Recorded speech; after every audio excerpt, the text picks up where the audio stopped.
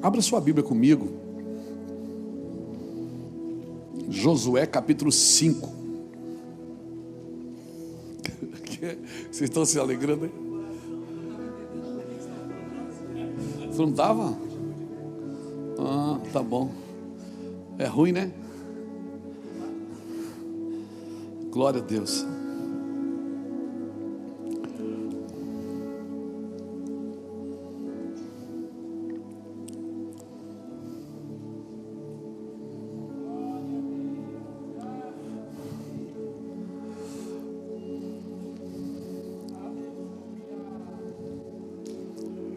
Josué capítulo 5. Ontem eu passei um tempo preparando as mensagens para pregar na conferência, mas, cara, está queimando no meu coração, eu não vou guardar para a conferência, não. Estou agoniado, sabe aquela coisa, aquele pudim gostoso que você quer comer no final do almoço? Aí você diz para a mãe, dá só um pedacinho, isso é para depois, é para o café da tarde. Aí você diz, não, mas dá só um pedacinho. E eu estou assim hoje, irmão. Tem um pudim aqui na mesa. Josué capítulo 5 diz assim: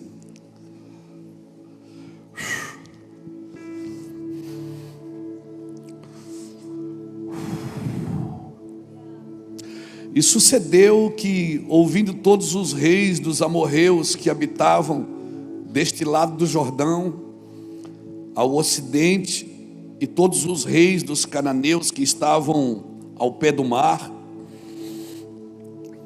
que o Senhor tinha secado as águas do Jordão diante dos filhos de Israel, até que passamos, desmaiou-se-lhes o coração, e não houve mais neles alento, por causa dos filhos de Israel.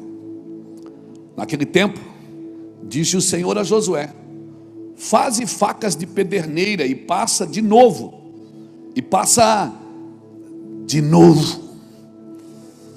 a circuncidar os filhos de Israel.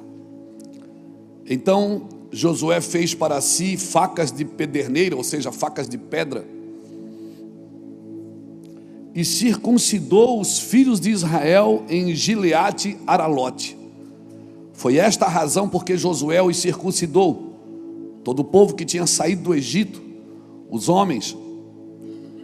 todos os homens de guerra eram já mortos no deserto pelo caminho, porque todo o povo que saíra estava circuncidado, mas nenhum deles que nascera no deserto pelo caminho, depois de terem saído do Egito, haviam circuncidado. Porque 40 anos andaram os filhos de Israel pelo deserto, até se acabar toda a gente dos homens de guerra que saíram do Egito, que não obedeceram à voz do Senhor, os quais o Senhor tinha jurado que lhes não havia de deixar ver a terra que o Senhor sob juramento prometeu dar a seus pais, terra que mana leite e mel. Porém em seu lugar pôs os seus filhos. Os pais Deus não deixou entrar, mas no seu lugar pôs os seus filhos. E estes Josué circuncidou, porquanto estavam incircuncisos, porque os não circuncidaram no caminho. Tendo sido circuncidado toda a nação, ficaram no seu lugar no arraial, até que sararam. Disse mais o Senhor a Josué: hoje eu removi o opróbrio do Egito, ou seja, a vergonha. Hoje eu tiro vocês da vergonha, pelo que o nome daquele lugar se chamou Gilgal. Gilgal significa círculo, até o dia de hoje. Tem outro texto também aqui, mas eu vou ficar aqui com esse. Estenda a mão para cá, por favor, me abençoe, me ajude. Obrigado, Jesus, pela tua palavra. Nós submetemos o nosso coração e a nossa vida à tua palavra.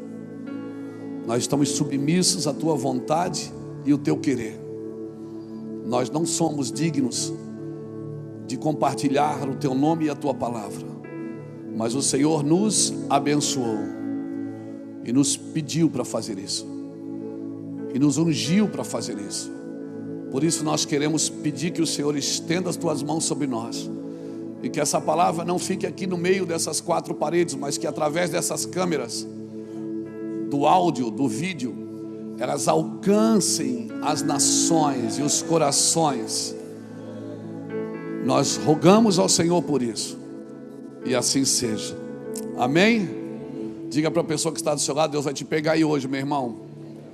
Hoje Deus arranca o opróbrio. Glória a Jesus. Irmãos, nós estamos felizes. Uma das perguntas que as pessoas mais fazem para a gente é: como é que vocês trabalham? Há uma curiosidade de saber como que se faz. Não é assim com vocês também? A pessoa quer saber como é que vocês fazem. E nós não temos às vezes uma explicação. Ontem eu estava reunido com o Vânios do Mevan Academy, com a equipe ali. A gente começa a falar e começa a chorar, e começa a sonhar. Aí a gente não chega em lugar nenhum, sai da sala e vai embora. Por quê? Porque, irmão, é muita paixão. E às vezes as pessoas pedem para mim defina para mim a movimentação de vocês. O que é que vocês acreditam? Acreditamos em Jesus, no Pai, no Filho e no Espírito Santo. Nós acreditamos que o Pai é o alvo. O Pai sempre é o alvo. Jesus é o centro. O Espírito é o único condutor. A Bíblia é a base. Nós acreditamos nessas verdades. E eu até gosto muito de uma música que o Vilela fez há um tempo atrás, uma poesia. Ele me mandou: pastor, o que é que você acha? Eu digo: cara, nós somos isso aqui mesmo. Ele disse: eu acho que nós somos, pastor. Aí eu até separei aqui para ler para vocês. Quem somos? Tipo um exército de inadequados, onde a energia é conduzida por fios desencapados. Vai vendo. Somos um exército de pessoas inadequadas, onde a energia é conduzida por fios desencapados.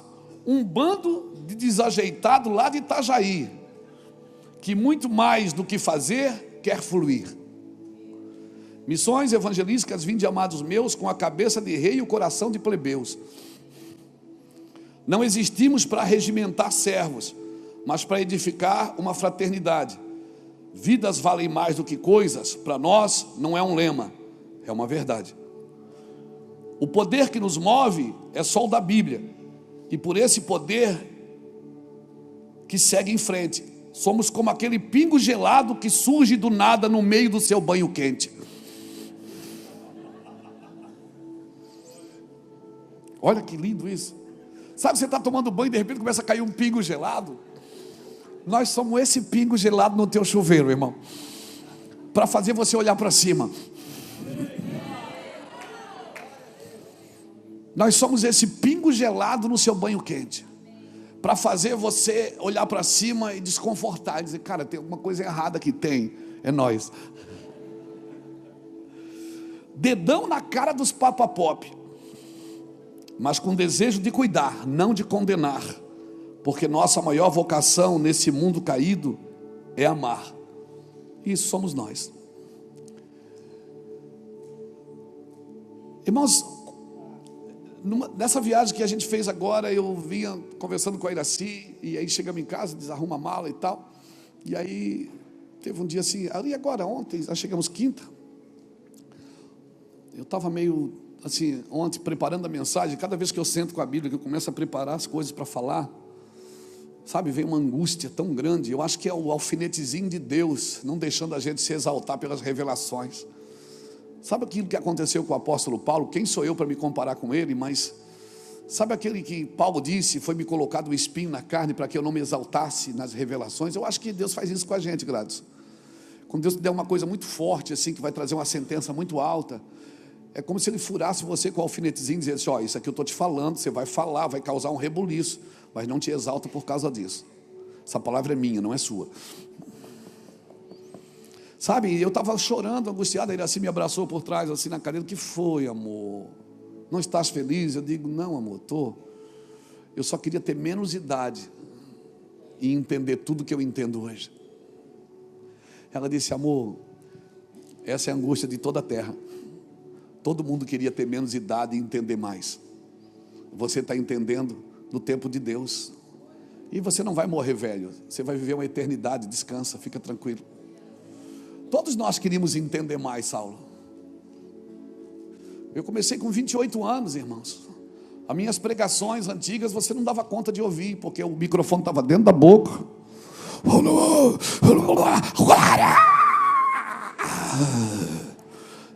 Eu falava 1 quilo, você entendia 100 gramas. Mas a paixão, sabe, o temor de Deus era tão forte. Mas com o tempo a gente foi descobrindo as Escrituras, descobrindo as verdades do Senhor. Elas foram se tornando vivas dentro de nós. E alguém me disse um dia, você vai perceber que à medida que você vai envelhecendo, você vai ficando mais... Eu ficava com medo, não, eu não posso perder isso. Quer dizer que se eu saber, eu vou ficar menos ungido? Ou eu vou ter menos reações? Ele disse, quando você saber mais, você vai perceber que você vai... Então, foi isso que aconteceu. Eu fui envelhecendo, só que não aconteceu o que me falaram. Falaram que eu ia ficar mais sossegado. E eu não estou sossegado, irmão. Eu não estou sossegado. Eu estou queimando. Eu achei que eu ia ficar... Sabe, agora eu sei mais coisas. Eu achei que eu ia ficar mais sóbrio. E hoje eu estou trabalhando para não ficar sóbrio. Porque eu vejo muitos irmãos e amigos que ficaram sóbrios. E ficaram sóbrios demais. Entraram em muitas filosofias. Entraram em muitos achismos. E muitas formas de viver o Evangelho. E só existe uma forma. É a forma de Jesus. Evangelho é Cristo em vós, a esperança da glória.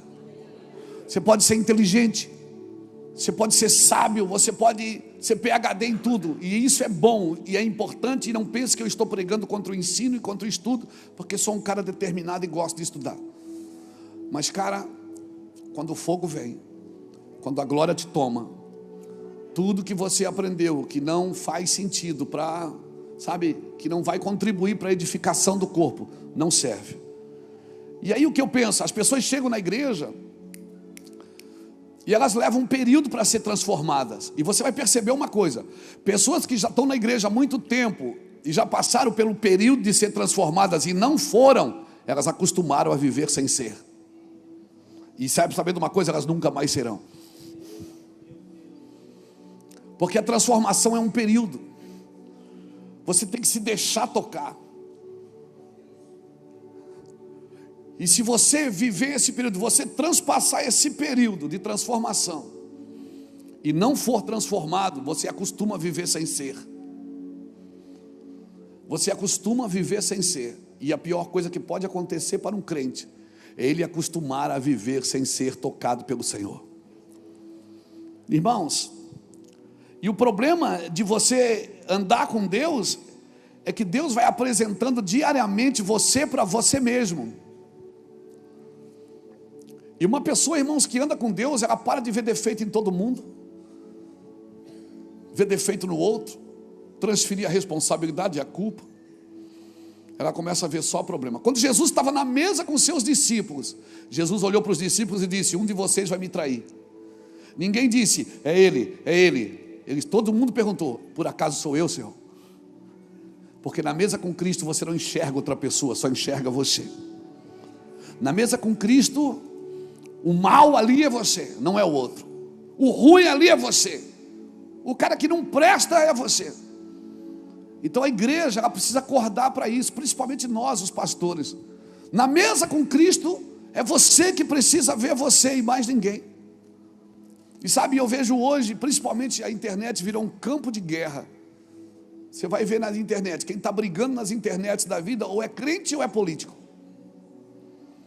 Brigando por coisas nada a ver.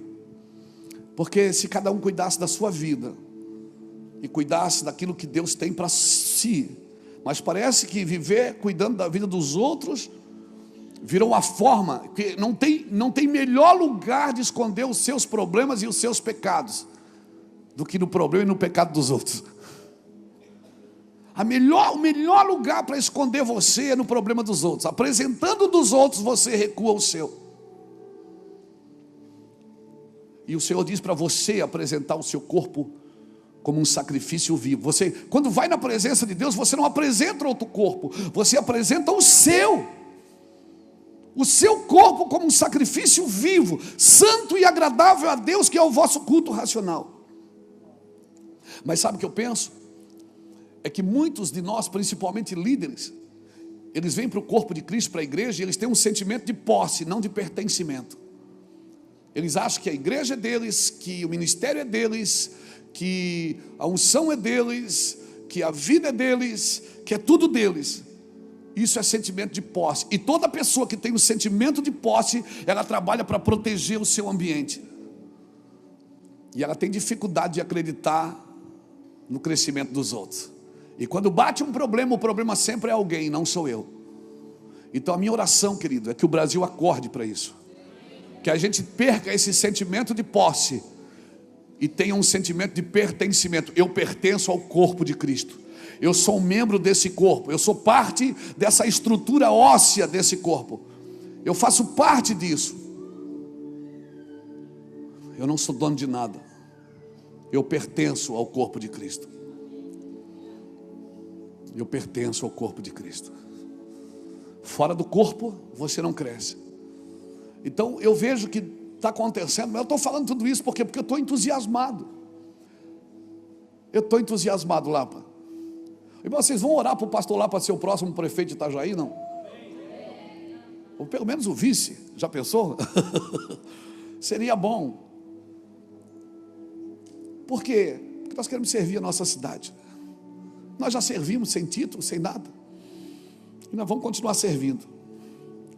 Então tenha um sentimento de pertencimento. Eu pertenço a algo que não começou em mim e não vai terminar em mim. Começou na eternidade, não começou na cruz, não começou na cruz, começou em Abraão. Em ti Deus falou para ele: serão benditas todas as famílias da terra. Foi para Abraão que Deus mostrou a cidade que descia do céu. Foi para Abraão que Deus pediu para sacrificar seu filho, o mesmo Deus que sacrificaria o seu. Deus estava pré-anunciando em Abraão o que ele faria com o seu filho Jesus. Foi através de Abraão que o Senhor... Então não começou na cruz, começou em Abraão, começou em Gênesis. E nós precisamos ter esse sentimento de pertencimento, irmãos, não de posse. Você vai ficar doente se você achar, se você tiver que trabalhar para proteger e para controlar. Tem pessoas que você não vai poder ajudá-las, você tem que deixar elas errarem. Por quê? Porque elas precisam ter as suas experiências ruins. Às vezes nem seu filho você vai conseguir ajudar, nem sua filha. Por quê? Porque eles precisam ter a sua experiência com Deus. Deus não tem neto. E a pedagogia de Deus é no meio do sofrimento, no meio da dor, no meio da dificuldade. É que nasce, é das trevas que nasce a luz. Então eu estou tão entusiasmado com isso, irmãos. E quando eu leio esse texto de Josué, né, esse texto de Josué para mim é fantástico. Por quê, pastor? Porque eles estão 40 e tantos anos no deserto. A primeira geração morreu toda. Quando eles param diante do Jordão, Deus abre o Jordão para eles. As nações que estão ali perto, os povos, as etnias que estão ali perto, eles ouvem isso, que Deus fez o povo passar em lugar seco. Esse povo que estava na terra já ficou pensando: meu Deus, eles ficaram com medo, o seu coração estremeceu. Está aqui na Bíblia, né? Os reis dos cananeus que estavam aos pés do mar, que o Senhor tinha secado as águas do Jordão de diante dos filhos de Israel, até que passamos, desmaiou-se-lhes o coração, e não houve mais alento neles. Eles sabiam o quê? Esse povo, quando chegar aqui, acabou. Eu gosto muito de uma frase que o bispo Samuel falava: nós vamos lamber a terra. Não era assim, Saulo? Nós vamos lamber a terra. O bispo Samuel Francelino falava sempre isso. Nós vamos lamber a terra, nós vamos lamber a terra. Porque foi o que esse povo fez. Ele ia passando e ia lambendo tudo. Lambendo a terra. Ou seja, a cidade, a terra que eles iam tomar, o povo já tinha medo deles. Eles já chegaram ali, sabe? Já chegaram ali por cima, porque o povo que estava ali já estavam com medo deles, sabendo que Deus estava com eles. E Deus falou: vocês vão tomar e isso é de vocês. Mas o Senhor chamou Josué e disse: faz uma faca de pederneira, de pedra, e circuncida os filhos de Israel. Corta a pele do prepulso de todo ser masculino, de todo homem, de toda criança, de todo jovem, de todos aqueles que nasceram no deserto. Ou seja, eles nasceram no deserto, mas eles não são do deserto. Eles são meus. Eles eram filhos de Israel. A Bíblia chama eles diante de os filhos de Israel. Os filhos de Israel. Israel é a nação. Eles eram, fazendo um trocadilho, eles eram filho da mãe, mas não eram filho do pai. E Deus disse: agora eu queria que vocês marcassem eles, Josué. Marca eles com a minha aliança. Foi a segunda vez que o povo é circuncidado em massa. A primeira foi com Abraão, e a segunda vez foi aqui. O que eu aprendo aqui? Deus estava dizendo: a terra é de vocês, o povo está com medo de vocês, tudo que eu prometi vai acontecer, vocês vão passar a terra, ela já é sua. Só que vocês não vão vencer pela força, vocês vão vencer pela aliança. Eu vou tirar a vergonha de vocês, a vergonha que vocês têm de ser escravos. Vocês saíram do Egito, mas hoje eu vou arrancar o Egito de vocês. Eu vou arrancar toda a vergonha, o opróbrio, porque muitas vezes você sai do Egito, mas todas as artimanhas, todas as performances, todas as formas de trabalhar, as formas de persuadir pessoas, você continua fazendo a mesma coisa. E Deus está dizendo: essa terra, ela já é sua, mas você vai ter que tomar. Agora tem um detalhe: você não vai tomar na sua força, você vai tomar na minha aliança. Eu vou fazer uma aliança com vocês. Hoje vocês não vão ser só filho da mãe, vocês vão ser filho do pai. O que é que eu aprendo aqui? Que tudo que Jesus te prometeu, como um pastor, como um membro do corpo, como um cidadão da eternidade, como líder, você não vai vencer na sua força, meu irmão. Deus esperou a força de Abraão acabar para dar um filho para ele. Não é por força nem por violência.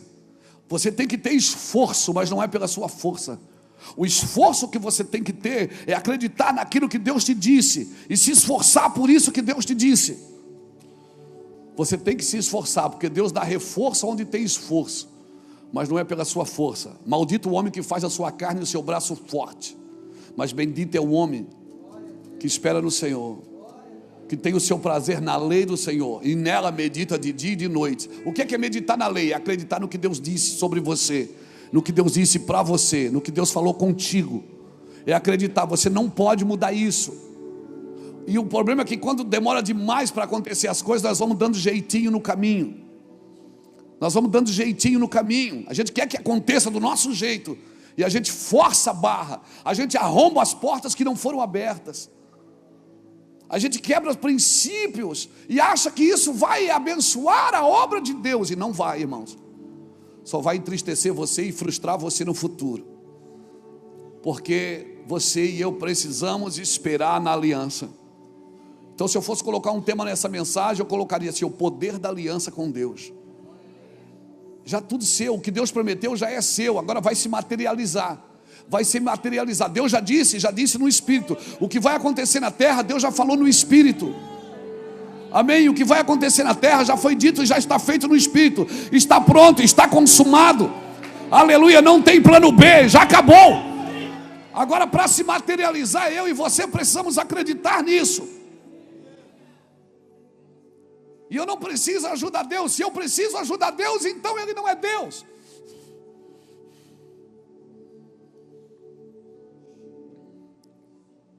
Então Ele não é Deus. Deus não é o meu Deus, Ele é o Deus de toda a terra. Toda a terra tem um plano e tem um propósito nisso. Diga plano. Propósito. Irmão, qual é o propósito de Deus? O propósito de Deus é o alvo final. É quando você atravessa a linha de chegada. Esse vai ser o propósito. Quando você chegar na eternidade, Deus disser: filho amado, está consumado, entra para o gozo eterno. Isso é o plano de Deus, é o propósito de Deus. Mas para viver o propósito tem um plano, e o plano é diário. Deus pode mudar o plano no caminho, não pode? Mas o propósito não muda. Deus pode mudar o plano. Eu vou repetir: Deus pode mudar o plano, o propósito não. Paulo e Silas estão indo todo dia à casa de oração, Atos 16:16. Um dia Deus muda o plano, leva eles para a cadeia. Todo dia Paulo e Silas estão indo a caminho de oração, todos os dias. Vai uma mulher atrás, dizendo: que homem abençoado, que homem glorioso, que unção. E Paulo para e repreende a mulher, porque ela está elogiando. É interessante os apóstolos, eles repreendem quem elogia e celebra quem critica. Interessante os apóstolos. Eu queria ser assim, ainda não consigo não.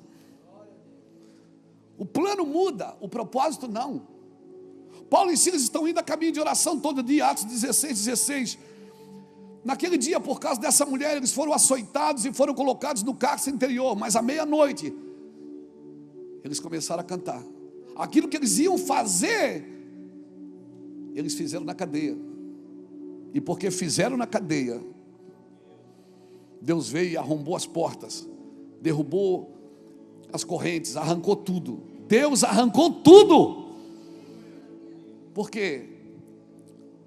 Eles não iam para o templo, eles estavam presos. Mudou o cenário, mudou o plano, mas o propósito não mudou. Eles ainda adoravam a Deus naquele lugar. O problema é nosso, quando muda, às vezes o plano no caminho, a gente não sabe se comportar no novo plano de Deus, porque a gente acha que o propósito só funciona do jeito que a gente já conhece. Não, Deus vai mudar as coisas, irmãos. Deus vai mudar você no caminho. Amém? Paulo e Silas iam a caminho de oração, foram parar na cadeia. Paulo olhar para Silas e disse: Silas, vamos cantar, vamos adorar. Nós não íamos adorar, vamos adorar aqui mesmo. Ou seja, muda o cenário, mas não muda o propósito. Quando mudar o cenário, não mude o propósito, porque mudou o cenário. Mudou o governo do Brasil, você não pode mudar o propósito. Mudou a forma de fazer, você não pode mudar o propósito.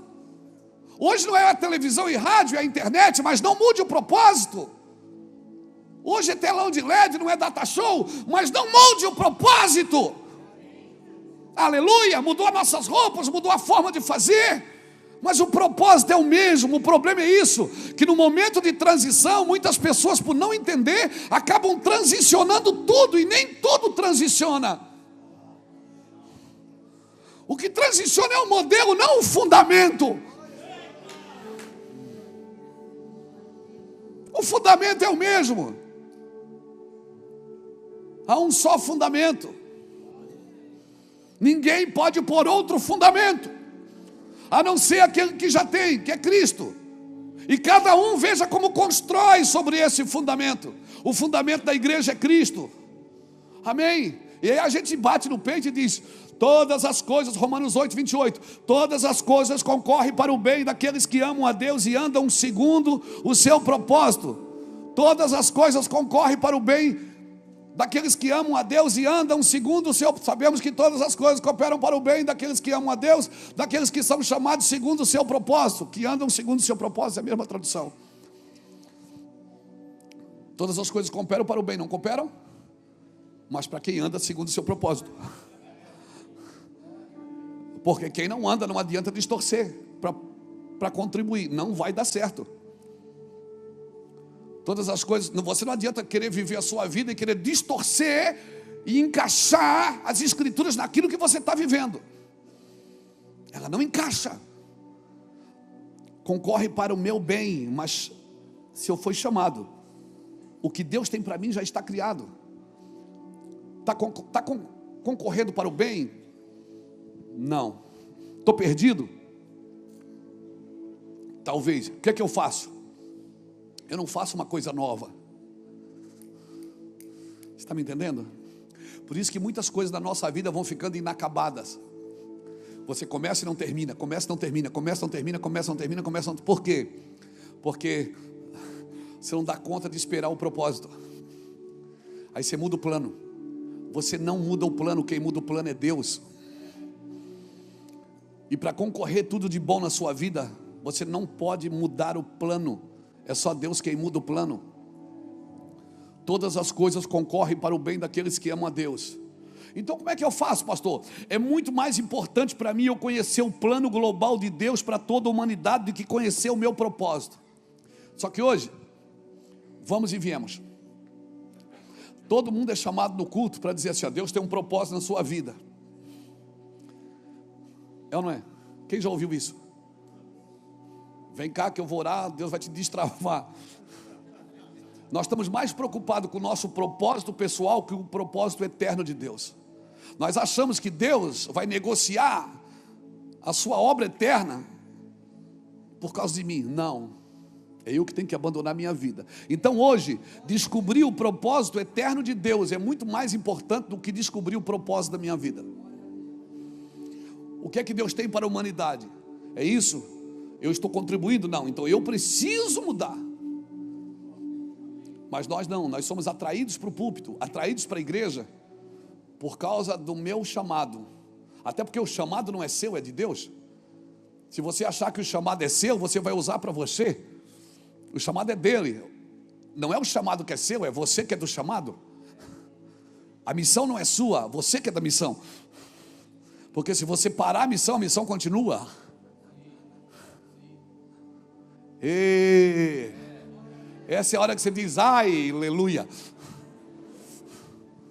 Esse é o problema, é que nós temos sentimento de posse e não de pertencimento. E porque temos o sentimento de posse, queremos distorcer o céu para nós. E não queremos distorcer a nossa vida para servir aos céus. Então você vai ter que abandonar sentimentos, desejos, vontades. Você vai ter que abandonar algumas coisas que não contribuem com o propósito eterno de Deus. E é muito difícil eu abandonar algumas coisas, porque afinal de contas eu fui atraído para a igreja para Deus mudar a minha vida. E Deus não quer mudar a sua vida, Deus quer matar você. Para você parar de viver a sua vida e viver a vida de Cristo, porque Cristo em vós é a esperança da glória. Ele morreu pela sua vida, para você morrer pela vida dele. Pegou? E nós vamos para o culto, vamos para a igreja, vamos para os seminários, vamos para a escola bíblica para melhorar de vida. Deus não quer melhorar a sua vida. Você quer transformar a sua vida. E se você não for alegre no propósito de Deus, esquece. O homem é movido por três coisas. Ele vive por propósito, por necessidade ou por prazer. O homem vive por propósito, por necessidade ou por prazer. Tem gente que vive a sua vida só pelo prazer. Tem gente que vive a sua vida só por necessidade. Mas tem gente que vive a sua vida por propósito. E a diferença de viver o propósito é que se você vive o propósito de Deus, certamente você não vai cair em necessidade e nem em prazer. Não vai se perder pelo prazer, porque você vai achar prazer e fartura no propósito de Deus. Por isso que muita gente que perderam o propósito vão para a internet criticar os outros que estão vivendo o propósito. Se você perder o propósito, você vai entrar em necessidade. Pastor, mas eu estou em necessidade. Não confunda necessidade com miserabilidade. Porque você não precisa ter falta de alguma coisa para viver miséria. Tem gente que é rica e vive uma miséria emocional, vive uma miséria financeira. Tem dinheiro guardado, mas não gasta. Tem coisas escondidas, tem coleções de joias e coisas, mas não usa um anel. Por quê? Por quê? Isso não tem a ver com propósito. Você está me entendendo? Aquela coisa, sabe aquela louça que era da sua mãe, de cristal, que você nunca usa, nunca botou num domingo para enfeitar a mesa. Aí cada vez que vai limpar, quebra uma taça.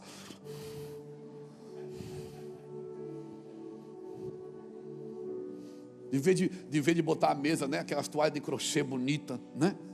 De botar a mesa, de botar aquelas taças lindas, aqueles pratos decorados à mão. Não, era da minha mãe, pelo amor de Deus. Aí cada vez que limpa, quebra um. Não desfruta. Não aproveita. Por quê? Porque não, é para guardar. Quer guardar alguma coisa? Guarde o seu coração. Porque é dele que procede as saídas da vida. Sobre tudo que deves guardar, não guarda o prato da mãe, nem a taça do pai. Guarda o teu coração, porque é dele que procede as saídas da tua vida. Aí uma pessoa que vive assim oprimida, quando ela vê alguém desfrutando, ela acusa. Uma pessoa que vive oprimida e quer saber macho velho, como diz o cearense, né, Beto? Quer saber macho velho? Tu não precisa ir para a Itália para desfrutar. Tu pode sair para comer um cachorro quente aqui na Stefano José Vanoli. Porque o desfrute não está na não. O desfrute está em quando você acha um lugar em Deus. Você desfruta em qualquer lugar, irmão. Você desfruta. Eu desfruto aqui no Promorar. Eu desfruto no Vassourão. E desfruto na Itália. Desfrute em qualquer lugar. Aproveite a sua vida, aquilo que Deus tem para você. Amém? Não aproveita, o cara não tem coragem de fazer nada. Oprime os filhos, oprime a família, oprime a igreja. Por causa do controle, por causa do sentimento de posse. É tudo meu. Quem diz é meu são as crianças, não são os adultos. E se o herdeiro for um menino, de nada ele difere de um escravo, ainda que ele seja senhor de tudo. Então entenda isso. É muito mais importante para mim eu conhecer o plano global de Deus para toda a humanidade. Porque o plano da minha vida tem a ver com o plano global de Deus para toda a humanidade. E se eu quero entender Deus, o que Deus quer da minha vida, eu preciso entender o que Deus quer para toda a humanidade. O plano global de Deus tem a ver com antes do plano individual. Marque isso, se você trouxe uma caneta ou para anotar, ou anote no seu iPad, iPhone, aí alguma coisa. O plano global de Deus tem que vir antes do plano individual para a minha vida. O plano é o processo para cumprir o propósito, para chegar no alvo final. Deus tem o alvo final. E nós precisamos conhecer o plano de Deus. E aí aqui que eu entro. O plano de Deus para a sua vida envolve Babilônia. Envolve o Egito. Envolve negócios, envolve dinheiro, envolve política, envolve artístico, envolve tudo, irmão. O problema é que nós ficamos aqui na beirada da estrada, jogando pedra na Babilônia. E a gente esquece que a gente pode acertar a cabeça do irmão Daniel que está lá. O irmão Daniel está lá na Babilônia. E não foi o diabo que levou ele. Foi Deus. Cuidado quando você fica jogando pedra. O mundo do diabo. O do diabo. Cuidado para você não ficar jogando pedra no Egito, para não acertar a cabeça do Zé. Porque quem levou o irmão José para o Egito não foi o diabo. Foi Deus. Porque isso fazia parte de um propósito, e Deus esquematizou um plano. Meu irmão, quando eu e você entendemos isso, cara, quando você entende isso, essa é a aliança. Eu tenho uma aliança com Deus. Eu fui circuncidado no meu órgão reprodutor, e se eu fui circuncidado no meu órgão reprodutor, eu não tenho medo de me multiplicar em todos os lugares da terra. E eu não estou falando isso sexualmente. Eu estou falando, entenda o que Deus quer de você. Porque senão você vai ficar enclausurado no meio de 4 paredes, numa estrutura que você construiu, e ainda acha que é dono dela.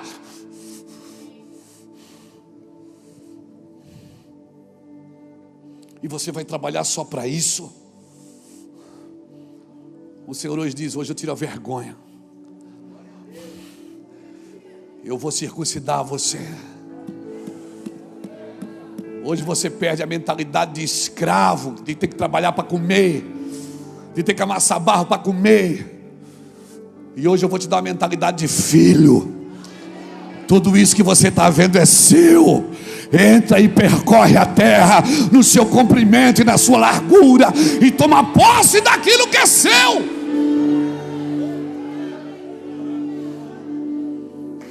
É seu.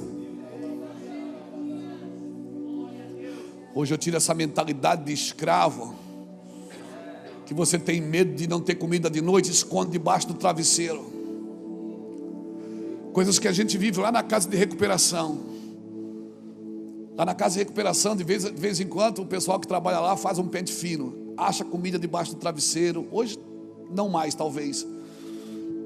Acha coisa escondida debaixo do lençol. Por quê? Porque aquele menino veio da rua, ele ganha comida, talvez de noite não vai ter, então ele esconde para comer depois. E a gente tira debaixo da fronha dele, do travesseiro, do colchão, e diz: filho, não precisa, a cozinha está ali, o cozinheiro está ali, daqui a pouquinho o sino tim-tim vai bater e a mesa vai estar posta para você. Você não precisa esconder mais para comer, a comida está na mesa, é sua. Amém? Ei, se você quer comer sozinho, o seu lugar não é na igreja, porque a igreja é a mesa coletiva de Deus. Você não pode comer sozinho. Por isso que a Bíblia: quem for maior, tenha paciência com o menor. Quem tiver mais, reparte com o que não tem. Sabe o que Deus está dizendo? Eu te proíbo de comer sozinho na minha mesa. Eu te proíbo de comer sozinho na minha mesa. Por isso eu não acredito no ministério que só enriquece um. Eu não acredito no ministério que só aparece um, que só enriquece um, que só um é aplaudido, que só um é reconhecido. O céu, quando constrói, diz: façamos nós. O céu, quando cria, ele pluraliza a criação. Ele diz: façamos nós. Alguém levante a mão e diga: eu estou entendendo, pastor. Eu estou entendendo isso, pastor Luiz. Nós somos plurais. Nós somos uma comunidade de três: Pai, Filho e Espírito Santo. Deus hoje vai arrancar a sua mentalidade de pastor escravo.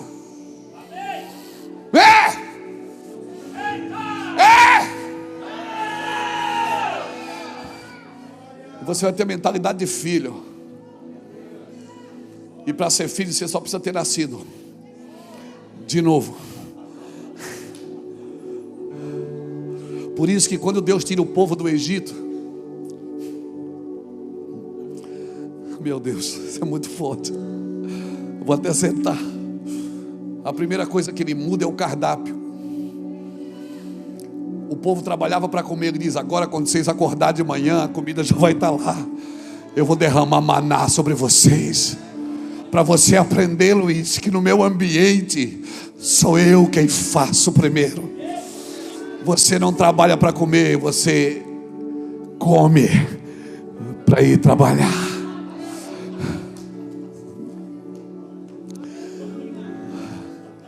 Sabe o que Deus estava dizendo? Quem dava comida para vocês, era Faraó. Vocês tinham que fazer alguma coisa para ele, para ganhar a comida dele. Agora para mim não. Para mim vocês só precisam me obedecer. Não tome mais decisão por aquilo que você tem que fazer. Tome decisões por aonde você tem que estar. Porque aquilo que você tem que fazer está exatamente onde você precisa estar.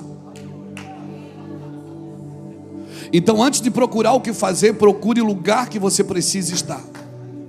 Porque o que Deus tem para a sua vida está no lugar.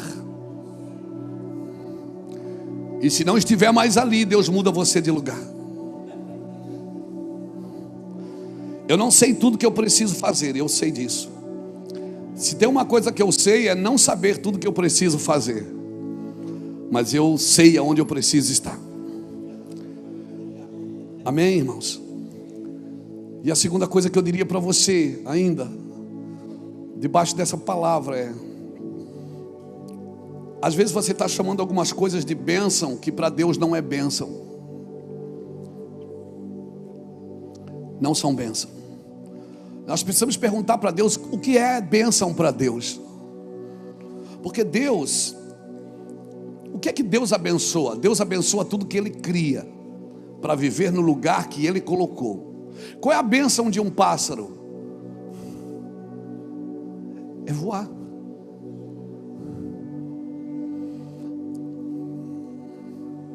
Qual é a bênção de um peixe?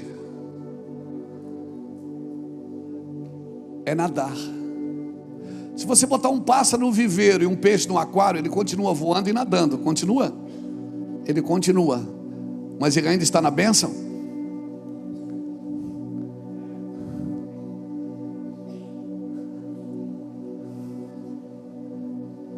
Não. Se você colocar um peixe no aquário, ele está nadando, mas ele não está na bênção que Deus o criou. Ele está nadando para você, que é dono do aquário. E se você botar o pássaro no viveiro, ele está voando para você, que é dono do viveiro. Mas não é a bênção que Deus tem para ele. Por isso eu não prendo ninguém, irmãos. Eu quero que as pessoas vivam na bênção que Deus tem para elas. A bênção é a ordem de Deus para aquilo que foi criado, funcione para aquilo que foi criado. Então você não precisa pedir bênção para fazer algo. Você precisa entrar na bênção que você nasceu para ser. E qual é a bênção de um homem? Quando Deus criou um homem, qual é a bênção que Deus disse para ele? Domine o homem sobre todas as coisas. Aí o homem quer dominar pessoas. E dominando pessoas ele sai da bênção, porque ele foi chamado para dominar coisas. Para que Deus te salvou? Para ficar salvo? Não, para você voltar à sua bênção, para você voltar a domínio. Então a bênção de um homem é dominar sobre todas as coisas. Quando Deus cria Adão, ele disse o quê? Domine sobre as aves do céu, sobre os peixes do mar e sobre os animais da terra. Os 3 ambientes que o homem domina: terra, céu e mar e água. O homem foi chamado para o domínio, não para o controle. O controle é de Deus.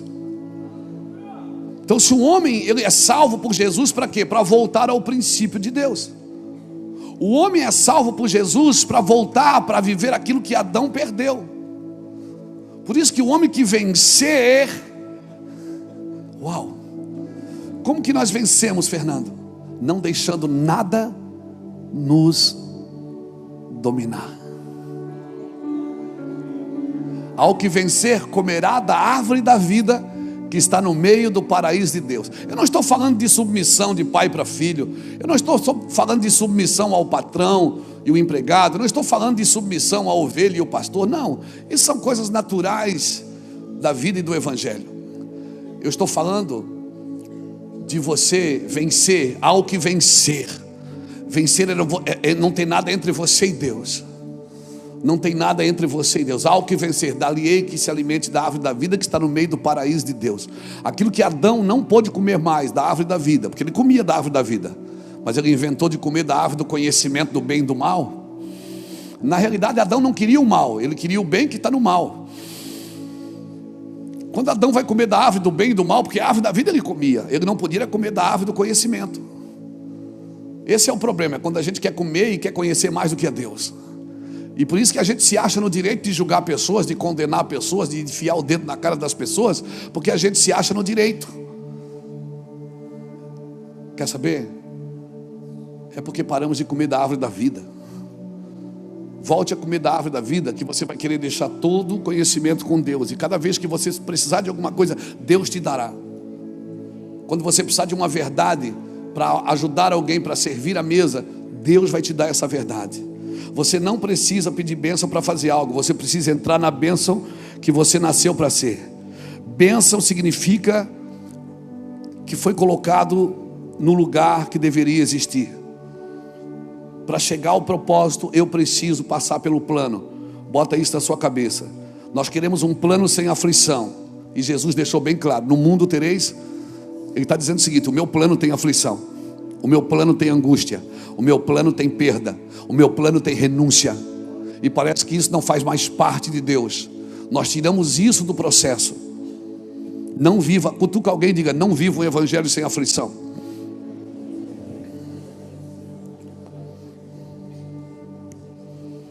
Porque se você não tiver com o que militar, você vai militar em causa própria. Quando nós começamos, a gente começa com muita paixão.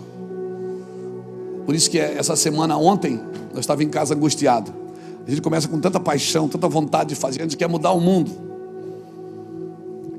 Tem coisas que você gerou pela paixão que você carrega, mas eu e você ainda não temos o entendimento para nos mover nela. Não temos o entendimento. Precisamos do entendimento. Irmãos, tem uma coisa que tem muito nessa geração: é ideias. Todo mundo tem uma ideia, gente. Eu mesmo tenho uma a cada 10 minutos. O problema é que é a geração de ideias sem direção. Nós não precisamos de uma nova ideia, nós já temos uma eterna. Quem tem uma eterna não precisa de uma nova ideia. E se tiver que acontecer algo novo, deixa que Ele faz. Ele vai fazer algo novo. Deixa que Ele faz, porque para Ele é novo. E será novo para nós, se deixarmos Ele fazer. E Ele gosta de fazer novo, porque Ele faz tudo novo de novo. Ele já fez isso. Em alguma geração Ele já fez o que está fazendo. Esse é o nosso problema. As pessoas têm muitas ideias do que direção. E sabe, quando você tem muita ideia sem direção, você procura alguém para te dar direção. E também às vezes acaba batendo na porta errada. Vou pedir direção para quem não tem direção, e muito menos ideia. Quando você tiver uma ideia, põe na mesa para Jesus. E procure pessoas que têm o mesmo coração. Procure pessoas que querem a mesma coisa. Se uma sociedade perder a capacidade de enxergar o óbvio, essa sociedade, ela perderá o evangelho de vista. O óbvio Cristo. O óbvio é Cristo. O óbvio do evangelho é Cristo. Se eu e você perdemos isso, já era. Você não ensina isso. Convicção você não ensina. Você não tem a classe. Nós temos aqui no discipulado a classe das convicções? Não temos. Porque convicção você não ensina. Convicção você tem e você afeta os outros com a sua convicção. E se você tem convicção, você tem que viver como alguém que tem convicção, não como alguém que está perdido. Eu posso ser um homem peregrino. A igreja, ela é peregrina, mas ela não é andarilha. Ela é peregrina na terra, mas ela não é andarilha na terra. Uma vez nós estávamos fazendo evangelismo e paramos para um andarilho e perguntamos para ele: você está indo para onde? Ele disse. Ele começou a rir. Disse: por quê? Eu não tenho para onde ir. Então eu acordo de manhã, eu não preciso ir para lugar nenhum, porque eu não tenho direção. Tá, mas você veio da onde? Eu vim de uma cidade, passei por outra e fui passando por outra. Ele não sabe de onde veio e nem para onde está indo. Mas esse não é o testemunho de Jesus. A igreja sabe de onde veio e sabe para onde está indo. E se uma igreja que sabe de onde veio e sabe para onde está indo, ela não precisa de mais nada para lhe dar direção. Ela já sabe para onde está indo. Ela tem que ter essas convicções na sua vida. Então separe sua função da sua identidade. Você não é porque faz. Você faz porque você é. Porque um dia a sua função vai acabar. Quando eu ficar velhinho, bem velhinho, talvez eu não vou ter mais força para pegar um avião e ir para outra nação. Talvez eu não vou conseguir segurar o microfone, vou ter que usar aquele da Madonna. Mas as minhas convicções, elas precisam estar atentas e alertas e vivas dentro de mim. Separe então a sua função da sua identidade, porque um dia você pode perder a função. O que você não pode perder é a sua identidade. Deus pode mudar o plano, pode mudar a sua função. O que você faz é que deve estar firmado no que você é. Você é para fazer, você não faz porque é. Ou melhor, você é para fazer, mas não é porque faz. Você não é porque você faz. Você é para fazer aquilo que Deus te chamou. Por quê? Porque Deus pode mudar você. O Deus que você serve, Ele tirou Nabucodonosor do trono e colocou no pasto. E tirou Davi do pasto e colocou no trono. Deus é um Deus que muda os planos, não o propósito. Eu sei os planos que eu tenho para vós. Planos de paz e não de mal, para vos dar uma esperança e um futuro. Então orareis e me achareis, quando me buscares de todo o vosso coração. Sabe o que é buscar de todo o coração? É dizer assim: eu me desarmo e eu quero viver o que o Senhor tem. O que é que o Senhor tem? Me diga que eu abandono todo o resto. Isso é viver de todo o coração. Os planos do Senhor não podem ser frustrados. Eu vou vivê-los na íntegra. E aí o problema é que quem está fora dos planos e dos projetos, e vê alguém às vezes dentro do plano, ele fica criticando e batendo, porque é a única coisa que lhe resta. É a única coisa que lhe resta. Não faça isso, querido. Por favor, não faça isso. Se não está disposto a conhecer a voz de Deus, não adianta estudar a letra. Se você não está disposto a... Né, Vandes? O meu Van Academy funciona até Deus falar. A escola bíblica funciona até a voz gritar dentro de alguém. Se você não está disposto a ouvir a voz, não adianta estudar a letra. Estudar a letra para quê? Para ser conhecedor de história? A Bíblia não é um conto de história, não é uma história. A Bíblia não é para contar história, é uma realidade de vida. A Bíblia não é um livro de história, é um livro de realidades. E por isso, você não pode só ensinar a Bíblia. Você tem que educar uma geração pela Bíblia. E qual é a diferença de ensinar e educar? Quem ensina, repassa conteúdos. Quem educa, transfere valores. Transfere valores. Isso é importante, porque nós estamos na geração, irmãos. Guarda isso no teu coração. Habilidade tem mais a ver com a qualidade do que se aprende do que com a quantidade do que se sabe. Guardou isso? Pegou isso? Então eu vou repetir. A habilidade que você adquire tem mais a ver com a qualidade com que você aprende do que com a quantidade daquilo que você sabe. Porque você pode saber muito e não tocar a vida de ninguém.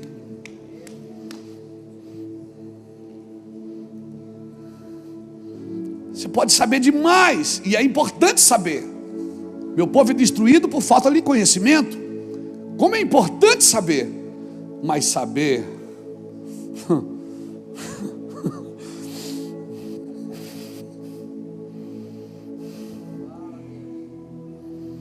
saber sem o cheiro, irmão, não adianta. Liderança, quer ser um bom líder, começa a liderar a sua vida. A autoliderança é a capacidade que você aprende de liderar a vida dos outros. Por isso que você vai ver muitos doutores perdidos e muitos analfabetos que dirigem melhor a sua vida do que muitos doutores. Porque a autoliderança, a autocapacidade não tem a ver com a capacidade intelectual ou formação profissional. A liderança começa com a autoliderança. Amém? Acho que está bom. Acho que a gente pode orar. Então, se eu ficar aqui com o microfone na mão, só dizendo, Deus vai fazer isso, Deus vai fazer aquilo, Deus vai fazer aquilo, eu não estou aqui só para dizer o que Deus faz. Eu estou aqui para transferir o que Ele é. Porque os céus já proclamam a glória de Deus, o firmamento já anuncia as obras das suas mãos. Deus já tem 2 missionários, o céu e a terra, que são missionários para falar o que Ele faz. O céu e a terra já mostra tudo que Deus faz. O homem não está aqui para anunciar o que Deus faz. Ele está aqui para anunciar quem Deus é. Deus é amor. Os céus proclamam a glória de Deus, o firmamento anuncia as obras das suas mãos. Essas duas testemunhas, céus e terra, se encontram, alinhando o seu plano. O universo estremece, o leão rugiu do trono. Céus e terra se encontram onde? Quem é o único ser que tem céus e terra no seu DNA? Quem é o único ser que o que é da terra vai voltar para a terra e o que é de Deus vai voltar para Deus? Não, fala para mim quem é.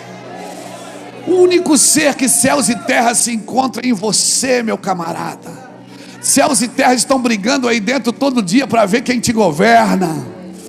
E sabe quem é que vai te governar? Quem tiver melhor alimentado. Se você alimentar só o que é da terra com vaidade, ostentação, poder, a terra vai te governar. E o pior, que se você deixar a terra te governar, Deus deu autoridade para um ser, dizendo que ele podia comer do pó da terra. E se você deixar a terra te governar, você vira comida de serpente. Mas se você deixar o céu te governar, por isso você acorda de manhã, os primeiros minutos da manhã, às vezes acordo de manhã, aí eu acordo de manhã tal, aí vou no lugar que o celular está carregando, vou pegar o celular, ele assim vem, tira o celular da minha mão e diz: amor, celular depois, primeiro vamos dar uma raiva, irmão, ódio. Ela disse: depois você atende as pessoas, vamos primeiro tomar um café, vamos ler, vamos amor, vamos. Porque é muito bom saber da vida dos outros, antes de edificar a sua. Como é bom saber que tem gente pior do que você. Não é assim, doutor? Como é bom você acordar, ver a internet, tem gente pior do que você, muito mais pecador do que você. Aí ela vem e diz assim: não, amor, não pega o celular, vamos depois. Aí tu já pega o celular, aí daqui a pouco tu não vai nem sentar para tomar café. Eu digo: tá bom, Tom, mas vamos ver se tem alguém em pecado hoje. Como é bom achar alguém pior do que a gente, irmão. Como é bom, porque não tem lugar melhor para esconder as nossas debilidades do que na debilidade dos outros. Como é bom apontar e dizer: foi a mulher que tu me deste. Como é bom apontar: foi por causa disso, foi por causa que choveu, foi por causa. Como é bom, quem é bom de argumento é ruim de arrependimento. Quem argumenta tudo não se arrepende nunca.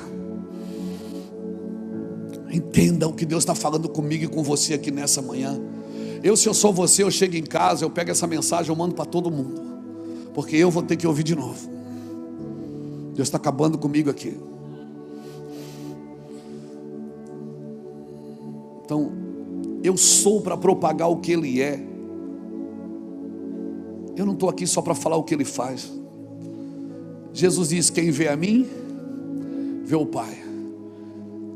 E mandaram Ele fazer alguma coisa. Ele disse: o Filho só faz o que vê o Pai fazendo. Isso é uma vida de revelação que Deus tem para você. Daniel 11:32 diz assim: o povo que conhece a Deus se tornará forte e fará proezas. Conhecer, se tornar e fazer. Esse é o seu propósito. Você não pode fazer sem se tornar, e você nunca se tornará sem conhecer. O povo que conhece o seu Deus se tornará forte.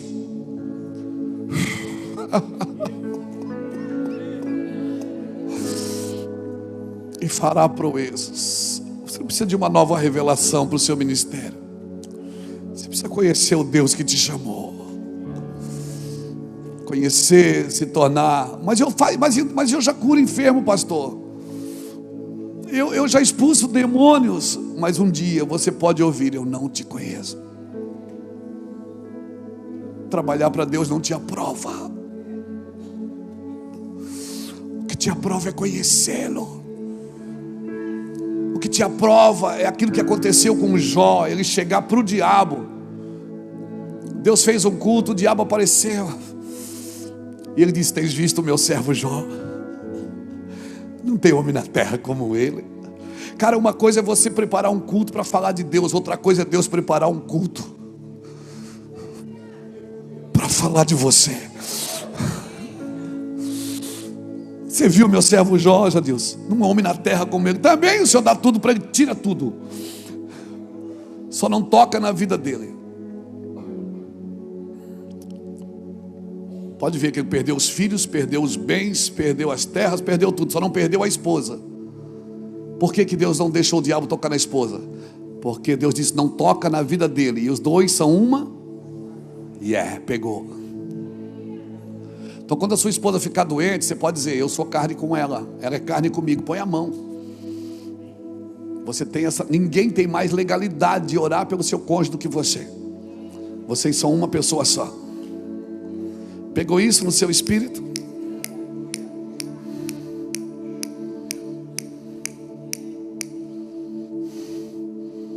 Osso do meu osso, carne da minha carne. Então entenda isso. Quando nós entendemos essas verdades, irmãos, essas revelações, a Bíblia fica diferente para você. Conhecer a Deus não determina só a sua identidade, mas determina a sua identidade e as suas realizações. E eu vim aqui nessa manhã, já estou terminando, como um profeta para mim e para a sua vida, para dizer que sempre que nós não damos ouvido ao que os profetas dizem, o final é muro caído, é templo destruído, é cativeiro. Por favor, escute os profetas. Tem homens de Deus e mulheres de Deus que não se venderam, que não cobram pelo que fazem. Por favor, acredito que nós temos alguns anos ainda para construir algo que não dará resultado agora, Jackson. Nós estamos construindo algo que não dará resultado agora. Muitas pessoas vão ficar olhando para você: mas não dá resultado. Não se assuste, você não foi chamado para dar resultado agora. Nós não fomos chamados para dar resultado agora. Nós fomos chamados para dar continuidade. Talvez você está fazendo uma coisa, a vida está passando, os dias estão passando, você está dizendo: cara, chega em lugar nenhum. Estamos construindo juntos em blocos separados. Agora, quando você constrói, quando você está gerando algo, quando uma mulher está grávida, que ela vai na maternidade ganhar um filho, tem duas formas de ela ganhar o filho. Ela pode ganhar em parto normal, ou ela pode ganhar em cesariana. O problema é que parto normal ela vai ter dor agora, mas 3 dias depois ela sai com a criança no colo, andando com as suas pernas. A cesárea ela é isenta da dor, mas depois você vai precisar de alguém para cuidar da mãe e do filho. Então, se você se isentar da dor agora, fique tranquilo, você vai ficar com dor depois. Então o meu recado para você: anda no normal, naquilo que Deus tem para você. Não facilita agora. Não tenta se livrar da pedagogia de Deus agora. Se é para doer agora, que doa. Mas estou doendo, não é por medo, não é por temor. Eu estou doendo porque eu estou gerando. Esses meus gritos estão dizendo que algo vai nascer, que algo vai vir para fora. E eu vou gritar e vai vir para fora. Aleluia. E quando chorar na minha frente, eu vou parar de chorar. Então, se você está gerando, não se isente da dor. A ciência já conseguiu diminuir a dor, mas o prazo ainda é 9 meses. O prazo ninguém conseguiu mexer, porque Deus tem um prazo específico para cada plano dele. Amém? Você está me entendendo isso? Então cutuca alguém que está do seu lado e diz: você está com pressa por quê? Você está com pressa por quê? Você está com pressa por quê?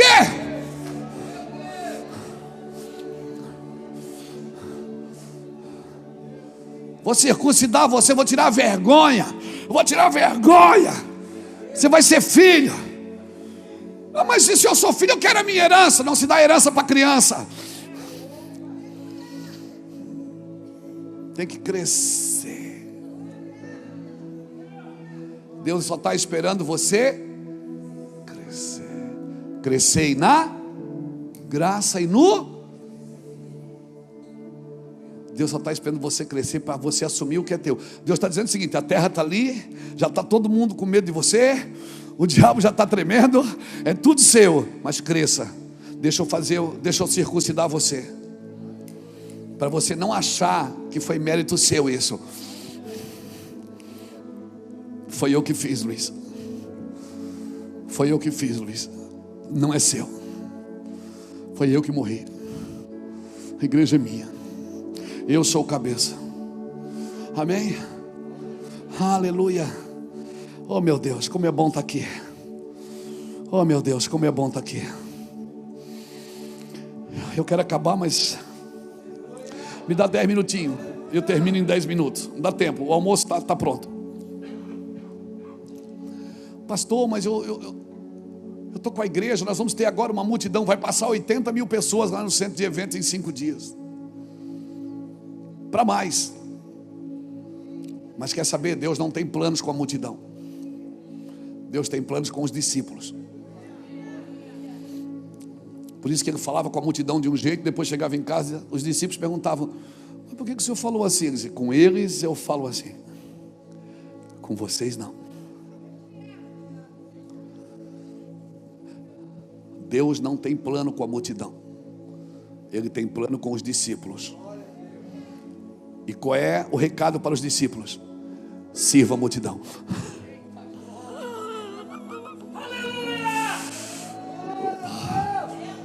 O problema é que você cobra uma coisa da multidão que Deus não está cobrando dela, está cobrando de você.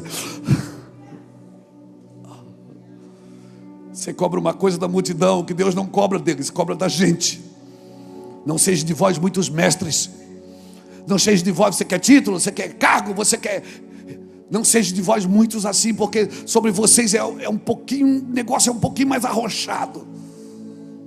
E aí nós vamos para o púlpito cobrar da multidão uma conversão, uma cura que muitos de nós ainda não fomos curados. Ai, aleluia. Eu oro por uma liderança saudável. Ai, eu oro por uma liderança saudável. Ai, eu digo aos discípulos: salve a multidão, cure a multidão, visite a multidão. Transfira a sua natureza, transfira a natureza de Cristo. Não seja um assassino de vocação, por favor. Ajude as pessoas a acharem o seu lugar. Não seja um assassino de vocação. O preço de um assassino de vocação é terrível. O preço que vai pagar um matador de sonho é terrível. Se as pessoas sonharem, deixa elas sonharem, sorria com elas. Quando os discípulos vieram para Jesus, disseram: nós vimos o diabo, nós vimos, Senhor, nós orávamos, as pessoas eram curadas. Nós orávamos, as pessoas eram salvas. Jesus entrou com eles na festa. Jesus disse: eu vi quando Satanás caiu do céu como um raio. Mas Jesus disse: não se alegrem por isso. Não se alegrem porque vocês têm poder. Se alegrem porque os vossos nomes estão arrolados no céu. Ou seja, você está envolvido comigo, com a eternidade. Não se alegre porque eu te uso. Eu uso uma mula, eu uso um galo, eu uso quem eu quiser, Luiz. Um homem que serve de pedra de tropeço para outros pagará um grande preço na sua descendência. Anota, porque isso não é uma praga de Luiz Hermínio, não. Isso é Bíblia. Um homem que serve de tropeço para outros homens pagará na sua descendência um preço muito caro. Seus filhos não fluirão, não crescerão. Por quê? Porque ele foi pedra de tropeço para os outros. Língua comprida é sinal de mão curta. Quem só fala não faz. Não põe a mão, não estende a mão, só estende dedo. Eu oro por uma liderança saudável. Mas tem coisa ruim, pastor. Tem coisas ruins que na sua vida é ruim, mas são redentoras para a sua vida. Amém? Deixa eu te dar um recado. O filho pródigo, onde é que ele terminou? Ele terminou dentro de um curral de porcos, tentando comer junto. E nem os porcos o queriam. Foi ruim para ele ou não foi? Foi ruim ou não foi? Mas para o pai foi bom. Tem coisas ruins na sua vida que para você é ruim, mas para o pai é bom. A minha oração é que Deus não precise colocar, acrescentar no seu plano coisas ruins, porque são ruins para você, mas para o pai foi bom. O pai, você acha que Deus celebra a sua bondade? Tu acha que Deus celebra as suas coisas boas? Não, Deus não celebra o seu dia bom, Deus celebra os seus retornos. Toda vez que você acorda e diz, cara, eu não devia ter falado isso, eu não devia ter feito isso. Deus aplaude e celebra os seus retornos, as suas reações corretas diante dele. Se eu quero ser um líder, eu preciso dessas metas. Aplique nos seus sonhos disciplina, comprometimento, persistência. Amém? Todo aquele que tem fé no poder de Deus, ele vai viver um estilo de vida arriscado. Eu quero deixar essa palavra, irmãos. Eu estou lá passeando com a minha gata. É a segunda vez que a gente sai para passear sem sair para pregar. Eu não levei nem o iPad, levei a Bíblia, li só um dia. Mas Deus não parava de falar. Deus não parava de falar. E Deus dizia assim, Luiz, vive uma vida honesta. Você sabe qual é o segredo de ser honesto? Qual é a vantagem de ser honesto? É que tem pouca concorrência.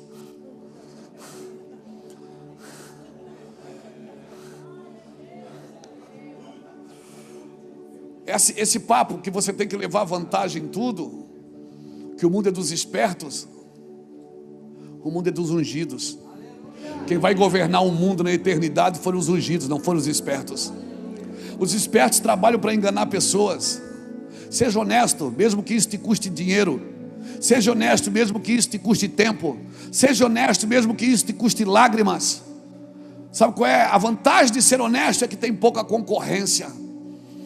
Seja honesto, seja leal, seja fiel com o teu Deus e você será fiel com pessoas.